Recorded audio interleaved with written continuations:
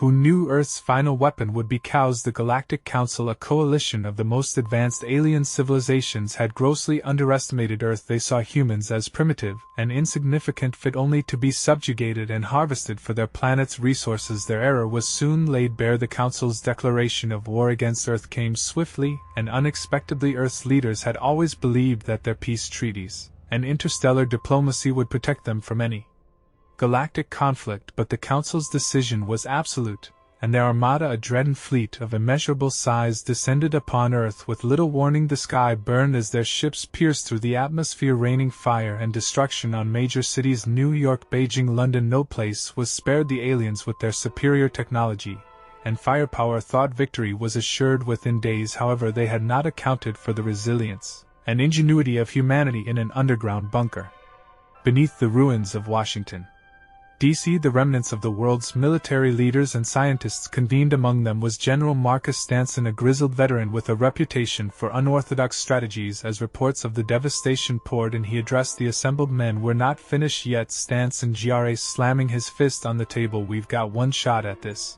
and it's something they'll never see coming." Dr. Ethan Caldwell, the head of the Defense Advanced Research Projects Agency DARPA, stepped forward, his face lit with a grim intensity. "Project Minotaur," he said simply. The room fell silent as they absorbed the implications. Project Minotaur was Earth's last resort, a genetically engineered biological weapon so bizarre and unassuming that it bordered on absurd. The plan was as audacious as it was desperate. Earth scientists had been experimenting with genetic modifications to livestock, particularly cows, enhancing their biological and chemical attributes to produce a new form of bioweapon. It was a gamble, a high-risk move that could either save humanity or be its final ludicrous downfall. In the early hours of dawn, amidst the rubble and chaos, the first phase of Earth's retaliation began. Modified binds with their docile appearance masking lethal capabilities were released into the alien-occupied zones. The aliens, unfamiliar with Earth's fauna and unaware of the genetic tampering, saw no threat in the seemingly benign creatures. General Stanson and Dr. Caldwell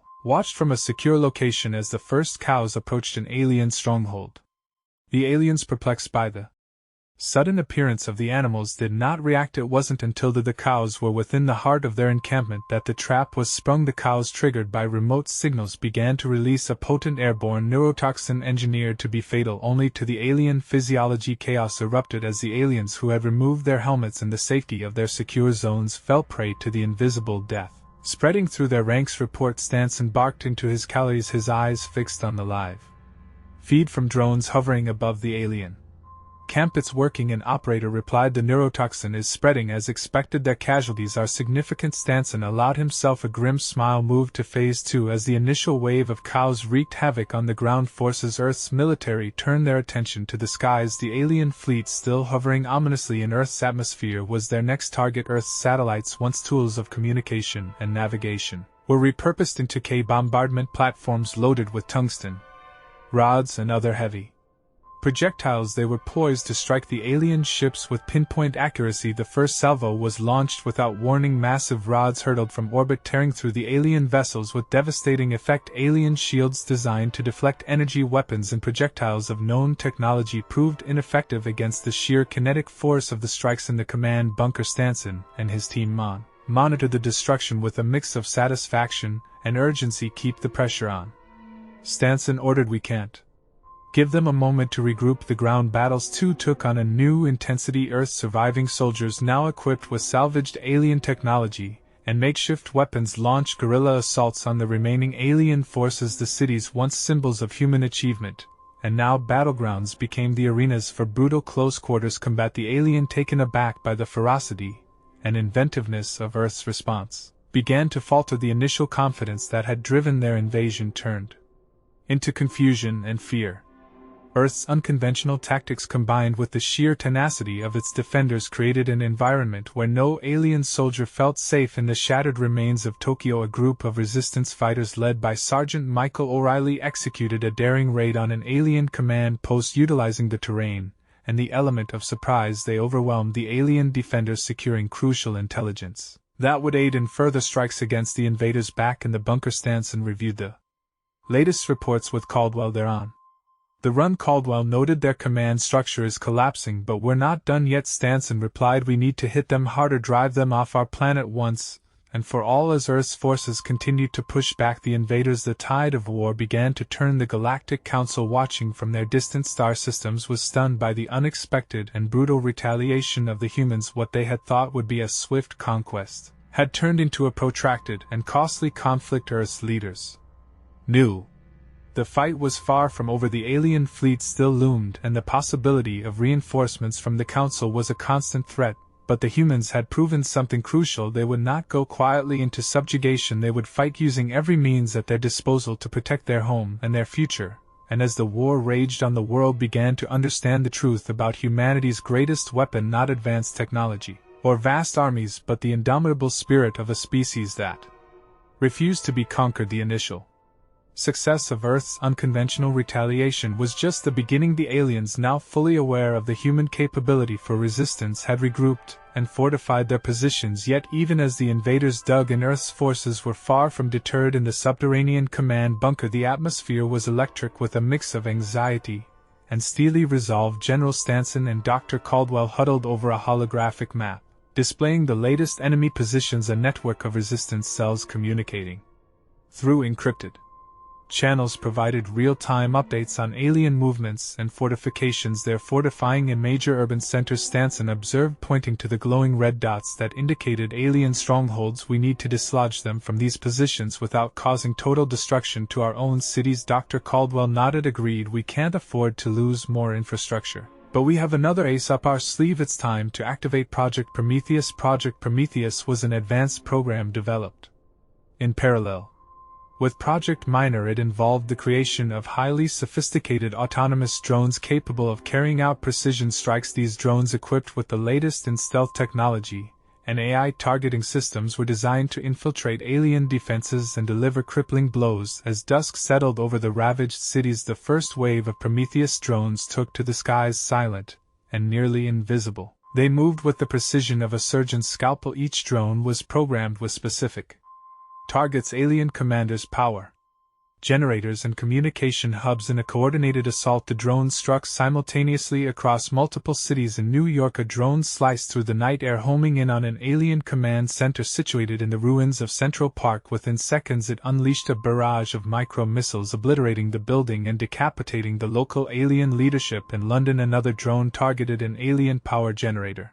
plunging the invaders' forward base into darkness and chaos. Similar scenes played out in Paris, Moscow, and Tokyo as the Prometheus drones executed their missions with ruthless efficiency. The impact was immediate and devastating. The alien forces, already reeling from the earlier neurotoxin attack, now found their command and control infrastructure in shambles. Panic and confusion spread through their ranks, with the aliens disoriented and their defenses compromised. Earth's forces seized the opportunity to launch a full-scale counter-offensive in every city. From the ashes of destruction, soldiers and resistance fighters rose to reclaim their territory. In the remains of Los Angeles, Captain James Anderson led his unit in a daring assault on an alien outpost. Utilizing a combination of human ingenuity and salvaged alien weaponry, they overwhelmed the defenders and secured a strategic foothold. Anderson's team moved with a ferocity that spoke of their unyielding determination to protect their home. Meanwhile, in the devastated streets of Berlin, Lieutenant Carlos Alvarez coordinated a multi-pronged attack with resistance cells armed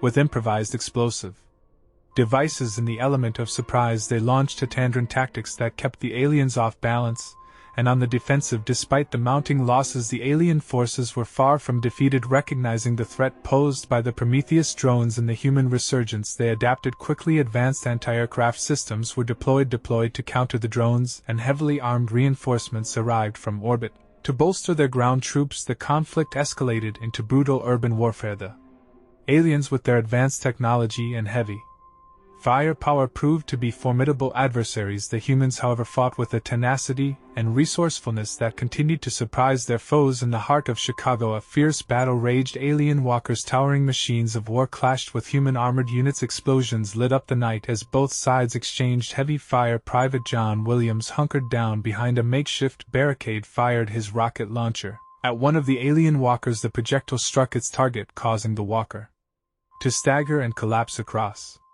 The city similar scenes unfolded as humans fought to reclaim their world. The cost was high with casualties mounting on both sides, but each victory, no matter how small, brought renewed hope to Earth's beguiled defenders in the command bunker. Stanson and Caldwell monitored the unfolding battles with a mix of urgency and determination. The war had reached a critical juncture. They needed to capitalize on their momentum before the aliens could fully regroup and counter their advances. "We've got them on the ropes," Stanson said, his voice filled with a rare note of optimism, "but we need to keep pressing." Dr. Quell looked up from his console, a determined gleam in his eye. "Agreed, it's time for the next phase, Operation Olympus." Operation Olympus was the culmination of Earth's desperate ingenuity. It involved a coordinated assault on the primary alien command ship, which hovered menacingly in orbit. The plan was audacious, involving a high-risk insertion of special forces, equipped with experimental exosuits and weaponry designed to neutralize the alien threat. As the final preparations were made, Stanson addressed the men who would carry out the mission. "You are the best we have," he said, looking each soldier in the eye. "Our planet's future rests on your shoulders. Bring us victory." Under the cover of darkness, the specially outfitted insertion team launched from a hidden base utilizing stealth shuttles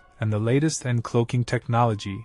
They approached the alien command ship undetected. The mission's success hinged on their ability to breach the ship's defenses and neutralize its command structure. On board the alien ship, the team moved with precision and deadly efficient. They encountered fierce resistance, but their advanced equipment and unwavering resolve saw them through. Each step forward was a testament to human ingenuity and the will to survive. As they reached the ship's central command hub, the true scale of the challenge became clear. Alien guards equipped with formidable weaponry stood between them and their objective, but the humans pressed on, their determination burning brighter with each passing moment. With the command hub in sight, the final battle was imminent. The team prepared for one last push, knowing that the outcome of their mission would determine the fate of Earth. The stage was set for a confrontation that would either secure humanity's future or seal its doom. Back on Earth, the resistance fighters and soldiers continued their relentless assault, buying time and space for the insertion team. Every victory on the ground echoed the hope that this final gamble would succeed in the depths of space.